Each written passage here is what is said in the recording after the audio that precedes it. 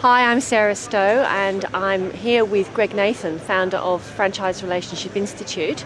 Greg, can you tell us in essence what your business actually does? Yes, we started the Franchise Relationships Institute in 1989 actually, it's 25 years ago. Oh, congratulations. And we have a mission to help franchisees and franchisors create profitable partnerships.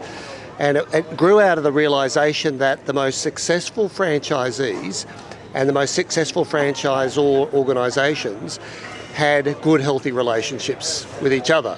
So I thought that's a worthwhile thing to create a business around.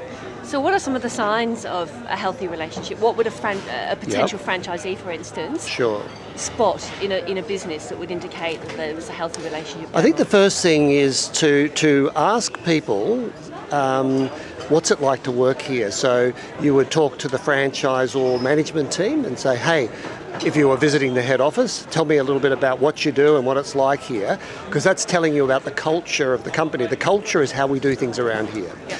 And of course, you've got to interview, I would suggest probably about 10 franchisees at least, and asking them the questions such as, if you had your time over, would you do it again? Would you recommend this franchise to me, and if so, why? Right.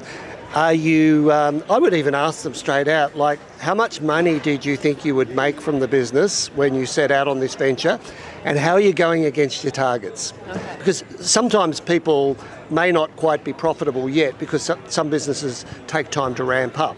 But it's interesting to know how people are tracking against their objectives. One of the things that you do is quite a bit of research amongst franchisees and That's franchisors. right, yeah. So what are your latest sort of findings about franchisee performance? Yeah. What we've discovered is that successful people in particular have a good network of, we call it family and social support. So that would be not only the direct family supportive of the business venture, but they would have friends or colleagues that they could use as a sounding board. When they get into the franchise system, they build relationships with their fellow franchisees, so they can kind of share advice and tips and so on. They might even have breakfast maybe once a month together and share, their problems and their challenges. It's interesting that, that old saying, a problem shared is a problem halved. It is true. So that's one area very important. The other area is just attitude. And I would be very specific that you have an attitude that whatever situation you find yourself in, you're looking for the solution. If it's a problem, well, how do I fix this? So it's sort of future oriented, and you could say it's a form of optimism. So we find successful franchisees have this attitude of, not only am I always looking for solutions, that no matter what's going on, I'll find something good in the situation. So it's like that attitude of gratitude, very important. And the third thing is that they feel good about the product or the service and that they're offering, and it forms what we call brand passion. That I'm really proud about what I do, I'm proud of the service that I provide, and that's infectious. So if you do employ staff, the culture of your business comes from you, from the top. So if you're enthusiastic and you've got that sense of pride, your staff pick it up. And then the customers pick it up when they come into the business, and it's a win-win for everybody. So leadership is very important even at a franchisee level? Yeah, everybody is a leader.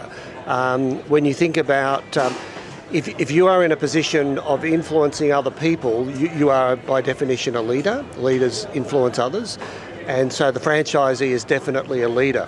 Now, if you're going into a business which involves employing maybe 5 or more staff, you've really got to take a good hard look at yourself and say, do I enjoy developing people? If you're going to be working with young people, it's like, do I have the tolerance and the desire to develop young people? And most people do, because, like if you're a parent, your mission in life is to develop your children. So we find that franchisees really get a lot of satisfaction out of creating a career path for their staff. And it's like the attitude is, well, if my children worked for that person, how would I like them to be treated, and sort of reciprocating in that way. So leadership's critical, yeah.